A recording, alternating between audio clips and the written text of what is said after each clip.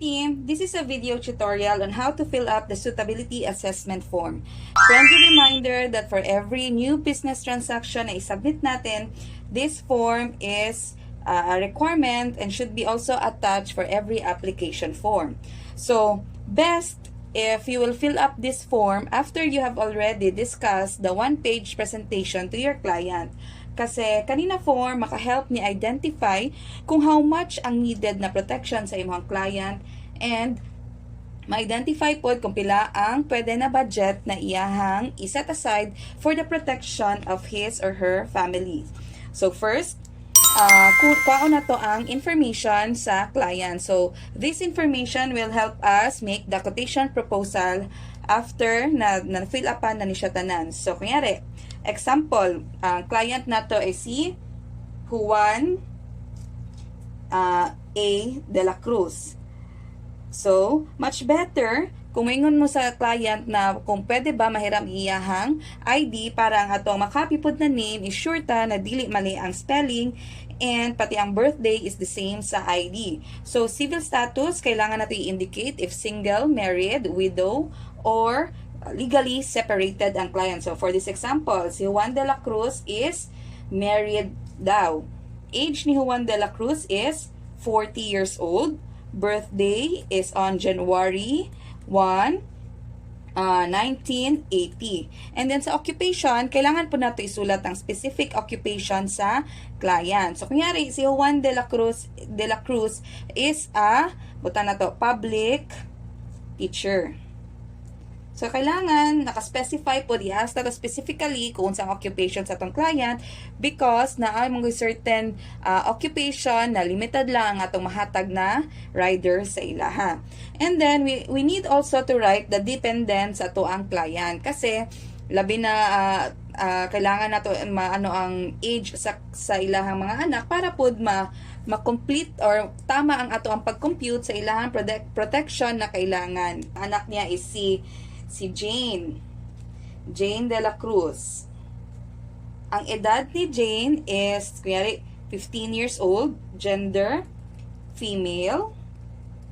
Relationship, daughter. And then, ang isa pa kanak ni Juan de la Cruz is si Candy de la Cruz, who is 11 years old, also female. And relationship is daughter.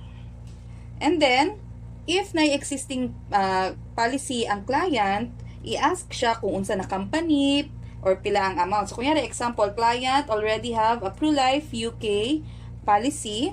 So, i-ask ang client kung ma-remember pa niya kung pila ba ang iyahang sum assured. So, kunyari, example, you have an already existing 1 million na sum assured sa Pro-Life. And then, ang ihang ginabayaran ato is 3,000 a month or 36,000 ang annual premium. And then, iparank ang financial need dere sa client. Whether he wants to avail for protection, for children's education, retirement, medium to long-term savings, savings due to critical illness, estate conservation, or others. But, if first time pa ni client, na magkuha o kanang of insurance, mas better man good na we go for protection. Labi na kung even though na siya existing na policy, but we have to check kung enough ba ang iyahang coverage. So, client who once said that he wants to have an additional protection. So, rank 1. And then also he wants na pang children's education, for critical illness, for retirement, then also for medium to long-term savings, so estate conservation, and others. So, kana lang i-rank lang nato siya. So, because ang number 1 ni client is protection, we need to fill up the the protection side. We have to ask the client kung how much ang iyahang monthly budget or monthly expenses. So, i-guide po nato ang client. So, sir, do you have an idea kung pila ang imuhang monthly expenses? So, like, i-compute nimo, sir, kung pila imong ginabayaran na tuition, kung na kay car loan, housing loan, electricity, water bills, cable bills. So, we need to guide the client kung pila, kay para ma-assess po nila ang ilahang expenses. Because, if sobraan pud kagamay or nasobraan kadako ang ilang nahatag sa ato na budget, we might not be able to compute the exact protection that he needs. Kunyari, example, si Juan de la Cruz is, ingon siya, monthly budget daw niya is nasa 20,000 daw iyang monthly expenses. So, annual budget, so times 12, that is 240,000. So, naadiri sa C is years to protect income. So, diba, according sa BTC, ang constant number na to is 21 because sa 21 years old, dira pa mag-graduate ang bata sa college. So, 21, and then also we have to note pila ang edad sa iyang youngest na anak. So, ingon niya dire sa iyang dependent, 11 years old. So, 21 minus 11, that would be 10 years. And then, so, B times 10. So, family protection na need niya is 240,000 times 10. That would be 2.4 million. Provisions made for family protection, kung naana ba daw siya existing na insurance coverage. So, na-mention niya ganina na naana siya pro-life na with a 1 million sum assured. So, iles na to ang 1 million. So, shortfall is 1.4 million. Ibig sabihin na ang need ni client na insurance coverage is 1,400,000. 0.4 plus 1 million, so 2.4, which is enough for the next 10 years na gastusonon sa iyang duha ka anak until makagraduate sila og college. Because na-mention ni Sir Juan, diba, na 20,000 daw ang iyang monthly expenses. So, this 2.4 million will be able to provide the 20,000 pesos for the next 10 years or until makagraduate ang iyahang 2 daughters. So, nagets ba? So, that's it, no? If we are able to identify the protection need, we proceed to the next page. Next is, he asked the client how much can he set aside, no? Kasi may existing na siya na 3,000, no? So, kaya ringon si client na mag-additional ko og another 3,000 for the 1.4 million na insurance coverage. So, 3,000, that would be 36,000 kasi annual man ang annual premium. And then you should also ask the client kung hantod pila ang gusto niya i-set aside. So, we'll say siguro kin from 3,000 to 3,500. So, 3,500 times 12, that would be 42,000. And also, we need to ask kung pila ang monthly income ni client. So, ipa-check lang nato sa iyaha dire. So, kung yari mingon si client na, I'm earning from 30,000 to 49,999. So, i-check ni mo ni siya na box. We need to assess ang risk appetite sa client. So, ipa-answer ni siya sa iyaha para po mahibawaan na to kung unsa ang mabagay sa iyaha na investment, kung asa na to siya, kung unsa ang iyahang risk profile. So, question number 1, how long will you allow your money to grow before you feel the need to have access to it? So, kunyari, A, less than 3 years, B, between 3 to 7 years, C, longer than 7 years but less than 10 years, or D, at least 10 years. So, pili lang si client dire. So, kunyari gusto niya D, so i-circle na to ang 4. So, next question, what is your goal for this investment? A, capital preservation. B, steady growth in capital. C, a significant level of capital appreciation. So, kung yari mingon si client og C daw siya. And the next question is, have you had any experience investing in the following mutual funds or foreign investment? So, pili lang si client diri kung asa siya. So, kung yari na siya first time pa niya. Ang alam lang daw niya is mutual funds. So, answer B. What will you do if you experience a significant drop of, kuyari, 30% in the fund value within a year? So, pili lang si client on siyang answer. Don't worry, kay diri na question, there is no right and wrong answer. Kung unsa lang ang gusto i-answer ni client para pod ma-assess na to iyahang risk profile. So, in the long run, more than 5 years, what is the level of capital loss you can afford to take? So, pili lang siya kung kaya ba niya na cannot afford to lose, I can afford 5%, I can afford 10%, or more than 10%. So, pili lang si client. And then, which is the sample portfolio would you prefer? So, gusto ba niya A, B, C, D? So, actually, si client man mag-ano-ano. So, kung sa kaya, ang kaya ni client. So, kung nag-answer siya og C. So, after maka-answer si client sa 6 questions, i-add na to ang iyang score. So, score ni client is 18 daw. So, next page, dahil na na to pila iyang score, we need to see kung asa siya na risk profile. So, 18 daw iyang score. So, diri siya sa 16 to 21, which means aggressive siya. So, pwede na to siya mabutang sa category na growth fund or sa equity fund. So, kunyari gusto ni client is kanang equity, high risk, high return. So, butang na to diri 100%. Total, 100%. So, fund match ba ang equity sa iya? Butang na to, yes. So, kunyari, client is planning to get ProLink Assurance Account Plus. So, that is a unit-link account. So, i-check na to ang unit-link. Policy name is, isulat na to, ProLink Assurance Account.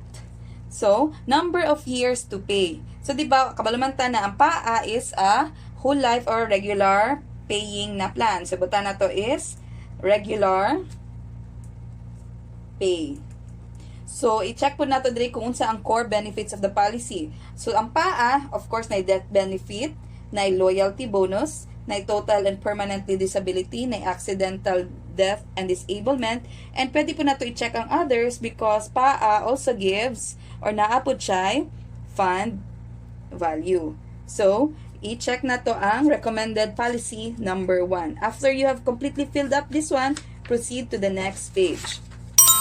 So, ang question diri is, will the recommended product offer a premium range within the limits identified by the client prospect? So, answer na to, yes. Will the recommended product address the identified shortfall?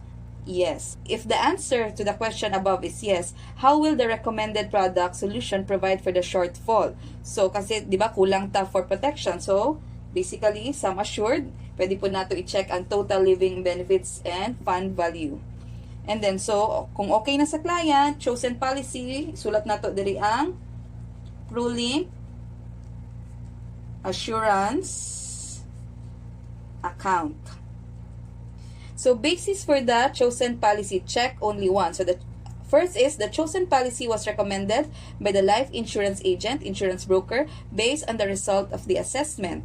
Second point is, the chosen policy was recommended by the life insurance agent, insurance broker, based on the discussion with the client and not on the result of this assessment. The reason justification why said policy was chosen is found in the items below. So, kunyari, based sa budget sa client, nag-agree siya na PAA, so i-check na to ning, and also sa risk profile, na ibutang siya sa equity, we will check the first box. But, if dili ganahan si client, kay mas naa siya gusto, i-check ni mo diri ang second box, and then also write the reason why lahi ang gusto sa client. So, next is, diri sa client's acknowledgement. So, di ba, we have different kinds of products man, no? Pwede man ang kunin ni client is accident and health. Pwede po siya sa traditional life. And pwede po unit link, which is ang client, which is kaning PAA, na is an example of a unit link. So, isa-isa po nato niyo basa sa client. So first, i-discuss ni mo na diri may life insurance agent, insurance broker, discuss the policy charges.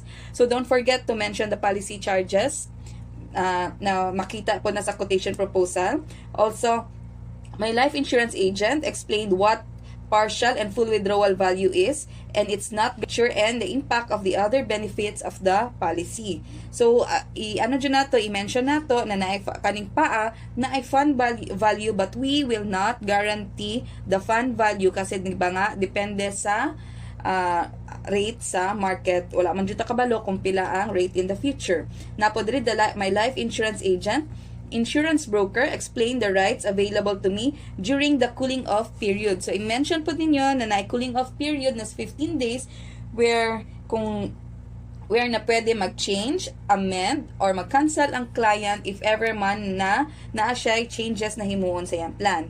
My life insurance explain the non-guaranteed fund value and rate of accumulation. So, i-mention dyan na permanente na fund value is not guaranteed.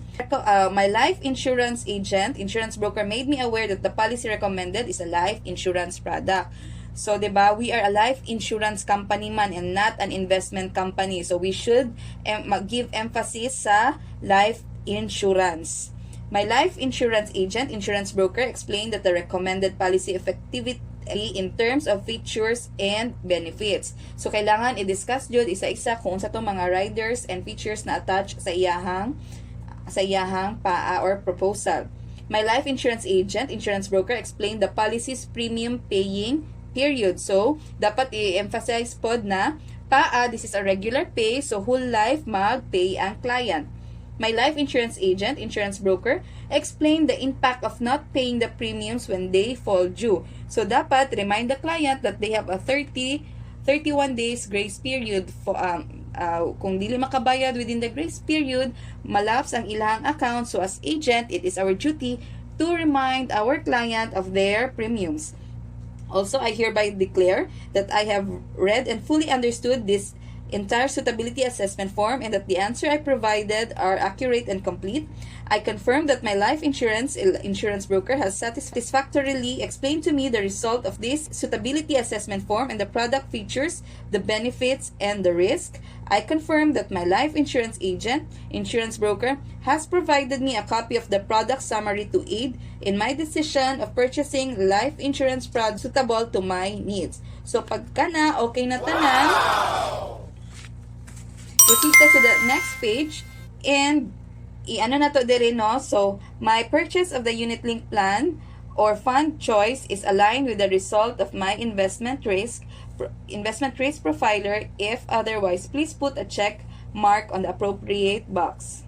So, diba, this is an VUL. So, i-check na to ni unit link product. So, I take full responsibility and accept potential risk and consequences for the choice of insurance product which may or may not be based on the results of the suitability assessment. So, if okay na tanan sa client, sign na si client, signature over printed name. So, sign si client and date kung kano sa mo nag-talk. So, today is July 20, 2020. So, VC policy applicable. Unsa ba ang VC? So, VC, vulnerable client ba? So, kung dili siya vulnerable client, i-check lang ang no. Kasi kung nag-yes ta dira, kailangan og signature over printed name for a witness and also indicate kung unsa ang relationship sa witness sa client. And then, if okay na tanan, also the insurance agent will also need to sign and signature over printed name diri sa lower portion. So, kuyari ang ano niya is si Manreal. So, si Manreal will also sign in the presence of the client and also put the date kung kanusa sila nag-discuss sa client. So, that's it. This is how you fill up the suitability assessment form which is necessary for every new business application na isa-submit na to. So, hope na kuha no kung unsaon to pag-fill up. So, that's all guys. Thank you.